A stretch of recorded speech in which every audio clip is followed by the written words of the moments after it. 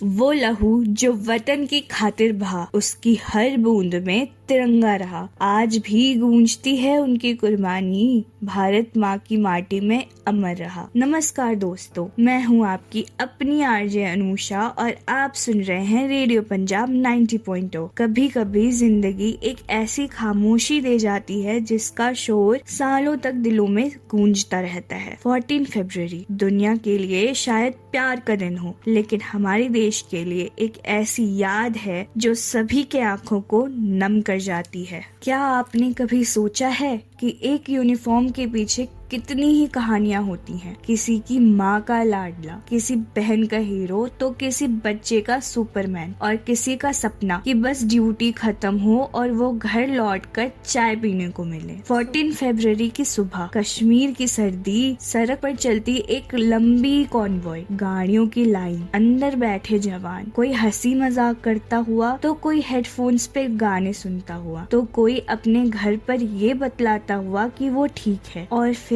एक पल जो इतिहास बन गया। टीवी स्क्रीन्स पर फ्लैशिंग रेड लाइंस, लोगों के फोन्स पर मैसेजेस और हर एक देशवासी के दिलों में एक सवाल, क्या सच में ये हो गया? ये कहानी सिर्फ एक अटैक की नहीं है, ये कहानी है उन सपनों की जो यूनिफॉर्म पहनकर चल तो पड़े थे पर उनका वापस घर जाना लिखा नहीं था। एक माँ होगी जो आज भी दरवाजे की तरफ देखकर सोचती होगी, शायद अभी आ जाएगा उनकी आंखों का तारा। एक बच्चा होगा जो एसेज में लिखता होगा, मेरे पापा हीरो हैं। एक दोस्त होगा जो हर साल बर्थडे पर मैसेजेस टाइप करता होगा पर भेज नहीं पाता होगा। पुलवामा की सड़क पर जो हुआ उसने पूरे देश को झकझोर कर रख दिया।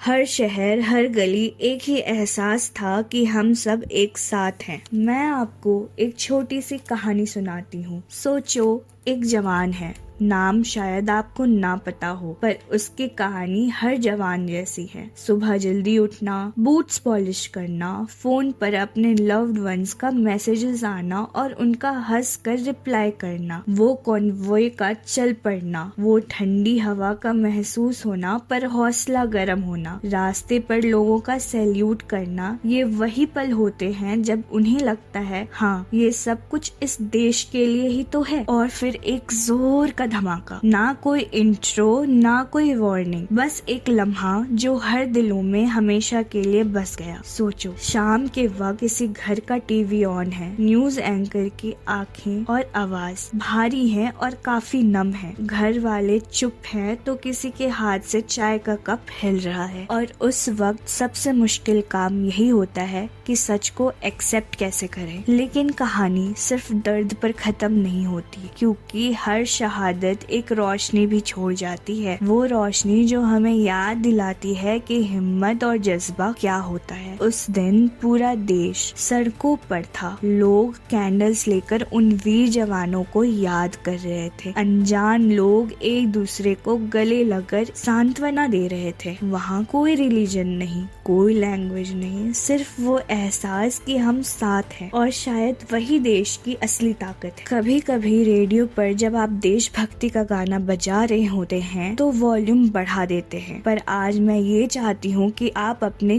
दिलों का वॉल्यूम तेज बढ़ाएं। पल के लिए उन लोगों के लिए दुआ करें जिन्हें हम नाम से नहीं जानते पर एहसास से पहचानते हैं। आज की रात अगर आप आसमान की तरफ देखो तो शायद सितारे थोड़े ज्यादा चमक रहे हों, क्योंकि कहते हैं ना, हीरोज कभी जाते नहीं, वो बस रोशनी बन जाते हैं। आज जब हम पुलवामा को याद करते हैं तो सिर्फ एक इंसिडेंट नहीं याद करते, हम उन लोगों की मुस्कान याद करते हैं जो कैमरा के सामने शायद कभी ही नहीं आए हैं, पर जिनकी वजह से हम आज ये आजादी की हवा महसूस करते हैं। पुलवामा ने हमें एक चीज सिखाई कि दर्द भी हमें जोड़ सकता है अगर हम एक दूसरे का हाथ पकड़ ले तो।